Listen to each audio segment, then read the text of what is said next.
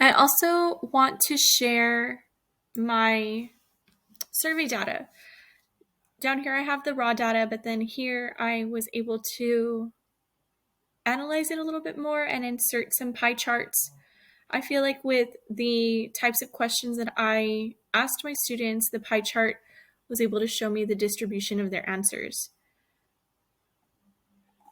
For question number 1, it says, I feel confident in my ability to analyze the plot of a fiction passage. And they had the choice between agree, disagree, strongly agree, strongly disagree, and neutral. And the majority of them chose agree or strongly agree. So they feel good about analyzing the plot of a fiction passage.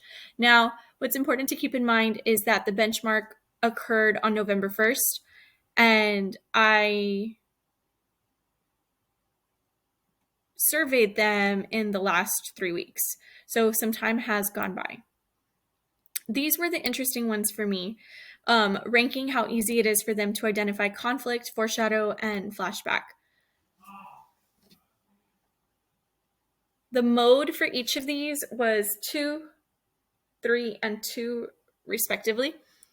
So I asked them to rank themselves on a scale of 1 to 5, with 1 being the easiest and 5 being the most difficult, meaning their ability to identify these elements of plot development, which are conflict, foreshadowing, and flashback. I was surprised with their answers. They seem very confident in their abilities. And if I had surveyed them November 1st, their answers wouldn't have been the same. For conflict, most students rank their ability to find the conflict of a story as a 2, on a scale of 1 to 5. Conflict is an integral part of understanding how to summarize. Most students rank their ability to identify foreshadow in a story as 3. This is more difficult for them than identifying conflict. So foreshadow is a little bit difficult and tricky to catch on to, but it does play an important role in summarization and characterization. So it does link back to the issues of them scoring under 80% on the student expectations. And then for flashback, most of the students scored themselves as a 2, and that tells me that it's very easy for them to recognize when the author is using a flashback technique.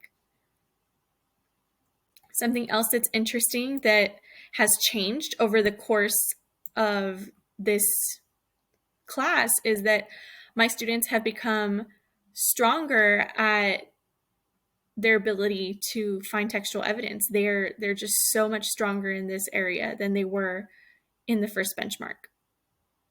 In comparison to when students took the benchmark exam, they are feeling much more secure with finding strong evidence to support their understanding. Many of the inferencing questions require students to support their understanding with textual evidence.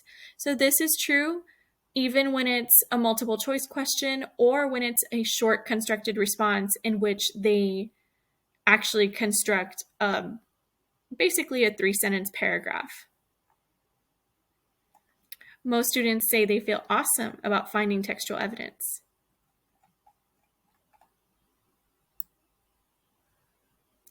And then this right here, the RACE strategy, is the strategy that they use to answer short constructed responses in which they use textual evidence.